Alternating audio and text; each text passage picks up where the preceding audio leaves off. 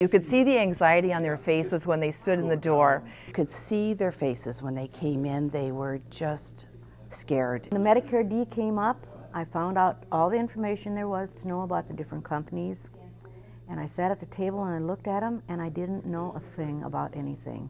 At least with the people I've known, absolutely inundated them with, well, their insurance was the best and this would be the best. And it was very difficult. So even communities are thinking, gee, I don't want to touch this one with a 10-foot pole, you know, because I don't know what I'm doing.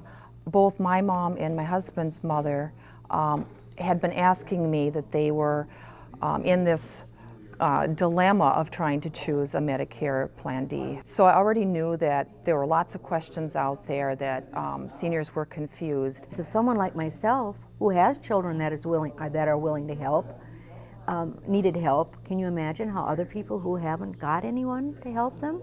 It would have been easy for the seniors or for us to sit there and say, you know, Medicare, what a joke, or, you know, what is this now? All I could think about was my parents at 92 and 89 and how much help we gave them for various things like running the microwave or going to the bank.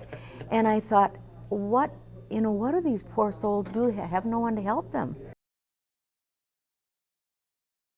We're all about seeing needs, finding needs in the community and matching resources to meet those needs.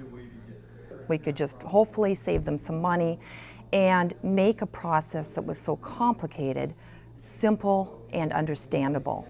Here was a real need, a real genuine need on the part of our community, part of our population, that maybe wasn't in the best position to solve their own problem or to solve their own need. They felt like they needed to keep the insurance to be able to survive, but at the same point, you know, they're paying a lot of people, you know, $300-400 a month for their premiums, plus all their costs of medication. You had this sense that what you were doing really mattered. Well, you see a lot of people that don't take their medication every day, you know, maybe take it every other day or skip a dose just to try and save money, especially on the expensive stuff. You see it all the time. Now with Part D, it seems like people are constantly filling their medications on a regular basis because they're not concerned about the cost. This was real life stuff for the people that, you know, we were working with. Well, the program itself was just plain a lot of fun. It was really fun and rewarding. Well, it's been really cool. It's just a wonderful program, and it's just so necessary. I know a number of seniors who have become friends of mine that didn't know of this program, so I encourage them to participate, or I help them, you know, on a personal level. We have saved a lot of money a month from what we had before with our medical plan. I could also then bring it home to my own computer at home, and I helped other people who were unable to get into the class. It was good for me to see all of the community coming together.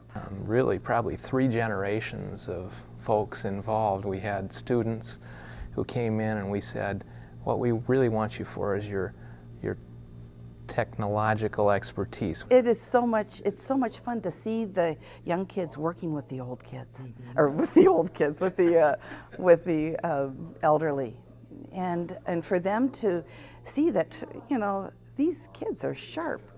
It was a huge confidence builder for a number of the kids.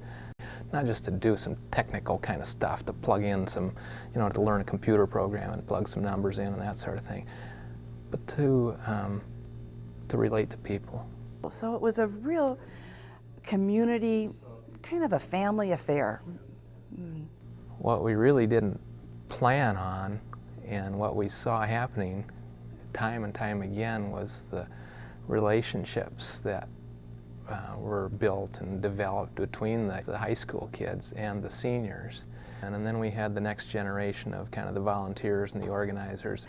It was just a pleasant experience. I would recommend it to anybody. You know, the number one benefit that they got out of it was just that wonderful feeling that anybody gets when you know you've helped somebody else. We helped educate people to make a good common decision. And to hear just the simple thank yous from the seniors. But I think the main thing was just the feeling that I was really helping. If they wanted to enroll, they could, or they could go home and check with their family and friends, and invariably they came back and wanted us to proceed with the enrollment. You take this back, show it to your relatives, see what they have to say about it, and then come on back. And I immediately signed up for myself, but wanted to go home and discuss it with my husband regarding his plan. There was no pressure, there was no, you need to make a decision today. It was strictly informative. And then I made another appointment and came back. And again, I was just thrilled with the help that I got. We've probably saved close to $1,000 on my husband's prescriptions. The savings and the peace of mind and the comfort. You just came out of there knowing that you had made the right decision. And I love working with seniors. I just hope that when I'm that age, I'll have somebody that'll help me out. It's been tremendous. And one of the really cool things about this is that it cost virtually nothing. There was an awful lot of donated time, some donated cost, a lot of donated cookies. This whole thing was a $200 project. That's amazing. Now I realize that there's going to be another change, and I look forward to it with confidence, knowing that, you know, with all of your help, the volunteers and the druggists, the pharmacists, that we will be able to make these choices wisely.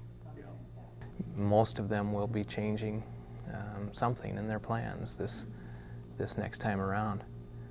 The only thing now that's come up is people being concerned with the donut hole.